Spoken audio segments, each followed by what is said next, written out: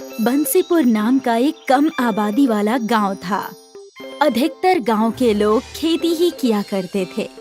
कम आबादी होने की वजह से ही गांव में चहल पहल हुआ करती थी।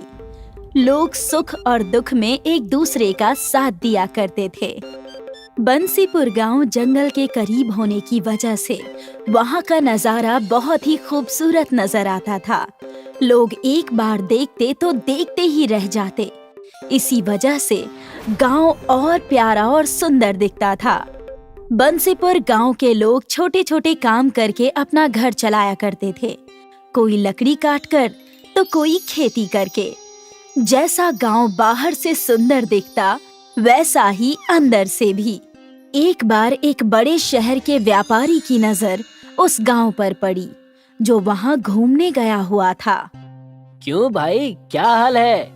मैं शहर से आया हूँ और आपका बंसीपुर गांव तो कमाल का है। यहाँ आते ही मेरे आंखों ने इतने प्यारे नज़ारे देखे कि मेरा यहीं बस जाने का मन कर रहा है। हाँ, इस गांव और उस जंगल और यहाँ के नज़ारे की बात ही कुछ और है। और अब तो कई लोग बाहर से घूमने भी आते हैं। सब यहाँ का नज़ारा और यहाँ के भोजन का खूब आनंद लेते हैं। ये तो बहुत ही अच्छी बात है। मैं भी यहाँ पर एक व्यापार करने की सोच रहा हूँ। यहाँ के नज़ारे बाहर से आए लोगों को बहुत पसंद आते हैं। जी, ये बात तो है। और आप भी यहाँ ठहरना चाहो तो ठहर सकते हो। बस इसके लिए आपको कुछ जमीनें ही तो खरीदनी है। कुछ ही दूर में वन विभाग का कार्यालय है, वहाँ जाकर आप देख लीजिए। जैसे ही शहरी व्यापारी यानी विजय ने ये बात सुनी, वो तुरंत ही वन विभाग के कार्यालय घूमते घूमते जा पहुंचा। विजय को देखते ही वन विभाग के कर्मचारी समझ गए कि जरूर कोई बड़ी मछली हाथ लगी है। जी कहिए, क्या बात हो गई? जी, मैं यहाँ पर एक बड़ा सौदा करने आया हूँ। पूरे 100 एकड़ और उसमें एक बड़ा सा रिसोर्ट बनाकर वहाँ लोगों को एक बेहतरीन सुविधा देना चाहता हूँ। एक तरफ गांव की सुंदरता और मधुरता, एक तरफ मेरा छोटा सा रिसोर्ट। और तो और ये आपके फायदे की बात है। आपको देखते ही समझ गया था कि आज का दिन हमारा अच्छा जाने वाला है। हमें ये सौदा मंजूर है। जल्द से जल्द आप कागजात और पैसे तैयार कीजिए। वन के 100 एकड़ ही तो हैं। बहुत बड़ा जंगल है और इससे हमें और सरकार दोनों को फायदा है। विजय ये बात सुनकर बड़ा खुश होता है और बंसीपुर जंगल के थोड़े से हिस्से में अपना रिसोर्ट बनाता है, जहां से सारा नजारा दिखे। रिसोर्ट के होने से लोग दूर दूर से वहां अपने परिवार के साथ आकर वहां का माहौल खूब एंजॉय करते हैं। लोग अपने पूरे परिवार के साथ वहां घूमने आया करते थे। कपल्स हनीमून के लिए आया करते थे। गांव की चहल पहल से विजय का व्यापार ज्यादा और अच्छा चलने लगा था। गांव के चहल पहल में लोग अपने मन की शांति ढूंढते और इसी के चलते विजय का मुनाफा और ज्यादा होता।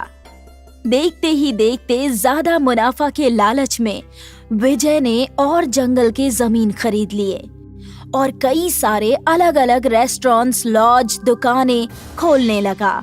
और ठीक 10 साल बाद आधे से ज्यादा घने पेड़ों का जंगल अब सीमेंट का जंगल बन चुका था। अच्छा लग रहा है। भगवान करे कि सब ऐसे ही कुशल मंगल चलता रहे। लेकिन कुछ दिनों से टूरिस्ट और व्यवसाय अच्छा नहीं हो पा रहा। पता लगाना पड़ेगा कि क्या बात है। घनशू! यस सर, मैंने कॉफी और चाय लगा दी है। आपको और कुछ चाहिए? आजकल हमारे यहाँ इतने कम टूरिस्ट क्यों आ रहे हैं? मैंने अभी देखा आज रिसोर्ट में मैं और सिर्फ तुम ही हो। लाइट बिल तक नहीं भर पाएंगे हम अगर ऐसा ही चलता रहा तो। सर, एक्चुअली अब लोगों के पास देखने के लिए कुछ रह ही नहीं गया है। लोग आकर यहाँ क्या करेंगे? यहाँ भी अब शहर जैसे बिल्डिंग्स, बीमारियाँ, स्मोक और पोल्यूशन सब हो गया है, तो किसी को हमारे यहाँ आना पसंद नहीं आ रहा है। इस चीज की हमें अच्छे से जानकारी निकालनी होगी कि हमारे व्यापार में गिरावट क्यों है। विजय घनसू को अपने साथ लेकर बंसीपुर गांव की तरफ चला जाता है। वही बंसीपुर गांव जहां जानवरों की चहल पहल होती थी। वो गांव कच्चे घरों से बना हुआ करता था। वही बंसीपुर जंगल जो पेड़ों, पहाड़ों, नदियों और झरनों से इतना खूबसूरत दिखता था, और अब उस जंगल को पत्थरों और सीमेंट ने छाप लिया था। कैसे हैं मालिक आप? आप तो पूरे बदल गए, लेकिन ठाट बाट तो पहले जैसे ही हैं। मैं बहुत अच्छा हूँ, भोला। लेकिन ये गांव के सारे घर और व्यक्ति कहाँ चले गए? कोई नजर नहीं आ रहा है। क्या बताऊं मालिक मैं, वो कहते हैं सड़क अब आई है हमारे गांव, जब सारा गांव शहर जा चुका है। अब यहाँ आकर कोई क्या करे? यहाँ सांस लेना मतलब अपने फेफड़ों को बीमारी का न्योता देना है। हर जगह बीमारियां फैल रही हैं। ये बहुत बड़ी समस्या है, और इस चीज के पीछे ऐसा लग रहा है कहीं ना कहीं मेरी गलती है। सालों पहले इस गांव और जंगल को मैंने सीमेंट का जंगल बना दिया। सर, इसी वजह से तो लोग पहले जंगल जाकर वहां सफारी करके जानवरों को देखा करते थे। इसी में हमारे ही कई प्रोजेक्ट में हमने उन जानवरों को जू में भेज दिया। यहाँ तो अब जंगल बचा ही नहीं, सब सीमेंट का जंगल बन चुका है। अगर सब ऐसा ही चलता रहा तो प्रकृति बचेगी ही नहीं, और इसी वजह से हमारा व्यापार भी नहीं चल रहा। हमने प्रकृति के साथ बहुत बड़ी गलती की है। इस चीज को हमें जल्द से जल्द सुधारना होगा। तब विजय अपने सारे कर्मचारियों को बुलाकर कहता है, मैं जो अब कहने जा रहा हूँ उसे अब एकदम ध्यान से सुनना। अब से हम हमेशा अपने साथ बीज यानी सीड्स लेकर चलेंगे। अगर कहीं कोई एक पेड़ कटेगा तो हम उसकी जगह 20 पेड़ लगाएंगे, या उससे ज्यादा ही। यस सर, आपने बिल्कुल सही कहा, और इससे हमारी प्रकृति और भी अच्छी हो जाएगी। अब से हम हर रोज पौधे लगाएंगे। सारे ही लोग हर जगह पौधे लगाने लगते हैं। बंसीपुर के जंगल और गांव को पहले की तरह बनाने की कोशिश करने लगते हैं। देखते ही देखते उनके प्रण ने ये कर दिखाया, और सीमेंट का जंगल अब बदलने लगा। छोटे छोटे पौधे अब बड़े बड़े पेड़ बनने लगे, कोई आम का तो कोई नीम का। कुछ साल बीत चुके थे। मालिक, मैंने आपसे कहा था हम अगर प्रकृति की सेवा करेंगे तो प्रकृति हमारी भी देखभाल करेगी। मैं हर चीज बस व्यापार समझता था। मुझे आज समझ में आ रहा है कि व्यापार और प्रकृति दोनों को बचाया जा सकता है। मैं कितना गलत था। अब जब भी कहीं एक पेड़ कटता है तो मैं 100 लगाने की जिम्मेदारी खुद लेता हूँ। मैंने ये सीखा है। अगर ऐसी सोच सबकी हो जाए तो हर जगह सबका भला हो, बीमारियां कम हो, लोग तंदुरुस्त रहने लगेंगे, सब अच्छा होगा। इसी तरह विजय ने व्यापार का और प्रकृति का ध्यान बहुत ही अच्छे से रखा। सीमेंट का जंगल फिर से घने पेड़ों के जंगल में बदल गया था। लोग अपना समय वहाँ की ताजा हवा में बिताने आने लगे। सब कुछ पहले जैसा हो गया। लोग फिर से बंसीपुर में आकर वहाँ के चहल पहल का आनंद लेने लगे। हमारे देश में जिस तरह से 4 धाम प्रसिद्ध है, उसी तरह से श्रीखंड गांव अपने यहाँ की खूबसूरत पहाड़ियों और श्रीखंड देवता के लिए प्रसिद्ध है। दूर दूर से लोग श्रीखंड देवता के दर्शन के लिए यहाँ आते हैं। इसी तरह एक दिन रॉबर्ट डिसूजा यहाँ घूमने के लिए आता है। अरे वाह, मैंने तो उस गांव के बारे में जितना सुना था ये तो उससे भी ज्यादा खूबसूरत है। इसीलिए लोग यहाँ आने के लिए बेताब रहते हैं। मन तो कर रहा है गांव में अपना एक घर बनाऊं।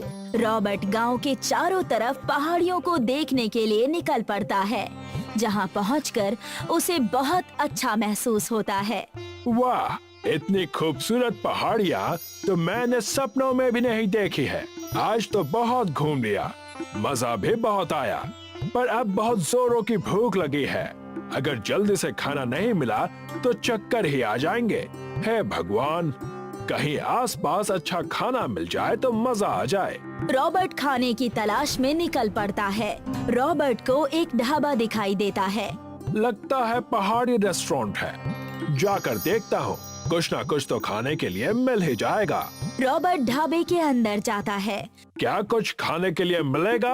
हाँ हाँ, क्यों नहीं, बहुत कुछ मिलेगा। क्या चाहिए आपको? यहाँ पर क्या अच्छा मिलता है? यहाँ पर तो सब कुछ अच्छा ही मिलता है। आप एक बार हमें सेवा करने का अवसर तो दीजिए। ठीक है, 2 आलू पराठे लेकर आओ। रॉबर्ट टेबल पर बैठ जाता है। कुछ देर में शिव प्रसाद रॉबर्ट के लिए आलू का पराठा बनाकर देता है। देखते ही देखते ढाबे में बहुत सारे ग्राहक आते हैं। यहाँ तो ग्राहकों की भीड़ लग गई। लगता है इस गांव में कोई दूसरा रेस्टोरेंट नहीं है। अगर मैं यहाँ अपना एक रेस्टोरेंट खोल दूँ तो बहुत पैसे कमा सकता हूँ। रॉबर्ट जल्दी से अपने पराठे खत्म करके और शिव प्रसाद को पैसे देकर यहाँ से सीधे शहर के लिए निकलता है और वहाँ से कर्जा लेकर यहाँ पर एक रेस्टोरेंट बनाता है। आ जाओ, नया रेस्टोरेंट खुला है। बहुत से लोग रॉबर्ट के रेस्टोरेंट में खाना खाने के लिए आते हैं, पर उनको यहाँ का खाना कुछ खास पसंद नहीं आता और वो लोग खाना खाने के लिए शिव प्रसाद के ढाबे पर जाते हैं। ये देखकर रॉबर्ट को बहुत गुस्सा आता है। वो शिव प्रसाद के पास जाता है। देखो, मैंने इस गांव में एक नया रेस्टोरेंट खोला है। बधाई हो भाई साहब। तुम्हारे इस ढाबे की वजह से लोग मेरे रेस्टोरेंट में नहीं आ रहे हैं, पर इसमें मेरी क्या गलती है? अपना ये ढाबा बंद कर दो, नहीं तो अच्छा नहीं होगा। देखिए भाई साहब, ये हमारे पूर्वजों का बनाया हुआ ढाबा है। इसी से हमारी रोजी रोटी चलती है। अगर इसको बंद कर दूंगा तो हम लोग भूखे मर जाएंगे। शिव प्रसाद की बातें सुनकर रॉबर्ट गुस्से में यहाँ से चला जाता है और अपने मन में सोचता है, लगता है ये ऐसा नहीं मानेगा। अब इसको कुछ अच्छा सा सबक सिखाना पड़ेगा। शिव प्रसाद के ढाबे को तोड़ देता है और जेसीबी से उसको पहाड़ी के पीछे फेंक देता है। अब आएगा मजा। जब बांसुरी नहीं रहा तो बांसुरी कहाँ से बजेगी? अब मेरा रेस्टोरेंट अच्छे से चलेगा और मैं बहुत सारे पैसे कमा लूंगा। रॉबर्ट बहुत खुश था। उसे लग रहा था कि ढाबा टूट जाने से अब सभी लोग उसके रेस्टोरेंट में ही खाना खाने आएंगे, पर उसे ये नहीं पता था कि उसकी ये चाल उस पर ही उल्टी पड़ने वाली है। अगली सुबह जब शिव प्रसाद ढाबे वाली जगह पर पहुंचता है तो देखता है कि ढाबा वहाँ पर नहीं है। अरे, मेरा ढाबा कहाँ चला गया? मैं तो लुट गया, मैं तो बर्बाद हो गया। शिव प्रसाद इधर उधर ढाबे को ढूंढने लगता है और ढूंढते ढूंढते पहाड़ी पर पहुंच जाता है, जहां पर उसका ढाबा टूटा हुआ पड़ा है। वो उसे देखकर जोर जोर से रोने लगता है। ये मेरे पूर्वजों की निशानी थी, ये सब कैसे हो गया? दूसरी तरफ श्रीखंड भगवान एक फकीर बाबा का वेश बनाकर यहाँ घूमने के लिए आते हैं। वो सबसे पहले रेस्टोरेंट में जाते हैं। बहुत भूख लगी है बेटा, कई दिनों से खाना नहीं खाया, कुछ खाने के लिए दे दो। फकीर बाबा की हालत बहुत खराब है। उनके कपड़े फटे हुए हैं और पैरों में चप्पल भी नहीं है। अरे भिखारी बुड्ढे, यहाँ अंदर कैसे घुस गया तू? निकल जा यहाँ से। बेटा, ऐसा मत बोलो, मैं भूखा हूँ, मुझे खाना खिलाओगे तो पुण्य मिलेगा। अबे बुड्ढे, ये रेस्टोरेंट अमीरों के लिए है, तुम जैसे भिखारियों के लिए नहीं। चल निकल जा यहाँ से। रॉबर्ट फकीर बाबा को रेस्टोरेंट से बाहर निकाल देता है। फकीर बाबा पैदल चलते हुए पहाड़ी की तरफ जाते हैं, जहां शिव प्रसाद ढाबे के सामने बैठकर रो रहा है। कुछ खाने के लिए दे दो बेटा, बहुत दिनों से भूखा हूँ। बाबा, मेरे पास आपको खिलाने के लिए कुछ भी नहीं है। बेटा, मैं तो एक भूखा साधु हूँ, प्यार से बासी खाना भी खिलाओगे तो वो भी खा लूंगा। मेरा सारा खाना खराब हो चुका है। ये देखिए, खाना बनाने का सामान भी नीचे जमीन पर बिखरा हुआ है। फकीर बाबा देखते हैं कि ढाबे के अंदर का रखा हुआ सारा राशन जमीन पर चारों तरफ बिखरा पड़ा है। बेटा, अगर तुम चाहो तो इसे ही बटोर कर इस फकीर का पेट भर सकते हो। ठीक है बाबा। शिव प्रसाद जमीन पर बिखरा हुआ राशन समेटता है। वो फकीर बाबा को खाना खिलाता है, जिससे फकीर बाबा की भूख मिट जाती है। तुमने एक भूखे फकीर को खाना खिलाया है, उसकी भूख मिटाई है। ईश्वर तुम्हारे सारे दुख दर्द मिटा देगा। फकीर बाबा की दुआ पूरी होने पर ढाबे के चारों तरफ एक बहुत बड़ा इंद्रधनुष बन जाता है। ईश्वर तो मुझसे नाराज है बाबा, देखिए ना मेरे ढाबे का क्या हाल हो गया है। शिव प्रसाद पीछे अपने ढाबे की तरफ देखता है तो वो चौंक जाता है, क्योंकि ढाबा पूरी तरह से इंद्रधनुष से ढक गया है और बहुत खूबसूरत दिखाई दे रहा है। ये तो चमत्कार हो गया। लगता है ईश्वर तुम्हारी मदद करना चाहते हैं। पर ये इंद्रधनुष तो कुछ ही समय में गायब हो जाएगा। क्या श्रीखंड भगवान इस जगह से गायब हो गए हैं? नहीं, वो हमेशा से यही हैं और हमेशा यही रहेंगे। अगर श्रीखंड भगवान हमेशा यहीं रहेंगे तो उनका आशीर्वाद और ये इंद्रधनुष भी तुम्हारे साथ हमेशा रहेगा। इतना कहकर फकीर बाबा यहाँ से जाने लगते हैं। शिव प्रसाद उन्हें जाते हुए देखता है। जब वे शिव प्रसाद की आंखों से ओझल हो जाते हैं तो शिव प्रसाद पीछे मुड़कर देखता है तो इंद्रधनुष अब और भी बड़ा हो गया है और अब उसका ढाबा इंद्रधनुष के ऊपर अच्छे से सज गया है। इंद्रधनुष ढाबे पर पहुंचने के लिए कुछ सीढ़ियां बन गई है। शिव प्रसाद उन सीढ़ियों से अपने ढाबे में जाता है और देखता है कि ढाबे की हालत पूरी तरह से बदल गई है। ढाबा अंदर से चमकदार हो गया है। हे श्रीखंड महाराज, आपकी जय हो। जैसे ही लोगों को इस इंद्रधनुष वाले ढाबे के बारे में पता चलता है, रॉबर्ट के सारे ग्राहक उसके रेस्टोरेंट का खाना छोड़कर इस ढाबे की तरफ चले आते हैं। लगता है ये ऐसे नहीं मानेगा, उसको फिर से सबक सिखाना पड़ेगा। रॉबर्ट जेसीबी मशीन लेकर ढाबा तोड़ने के लिए जाता है, पर जैसे ही उसकी मशीन पहाड़ी पर पहुंचती है, वो फिसलन के कारण पहाड़ी से नीचे गिर जाती है। ये क्या हो गया? इस तरह से तो मैं बर्बाद हो जाऊंगा। ग्राहक न आने की वजह से रॉबर्ट का रेस्टोरेंट बंद हो जाता है। रॉबर्ट की हालत देखकर शिव प्रसाद को उस पर दया आ जाती है और वह रॉबर्ट को अपने इंद्रधनुष ढाबे में काम पर रख लेता है। अब रॉबर्ट को भी अपनी गलती का एहसास हो गया है, इसलिए वो भी शिव प्रसाद से माफी मांगता है और मन लगाकर काम करके धीरे धीरे अपना कर्जा उतारने लगता है। इंद्रधनुष ढाबा पूरे श्रीखंड में फेमस हो जाता है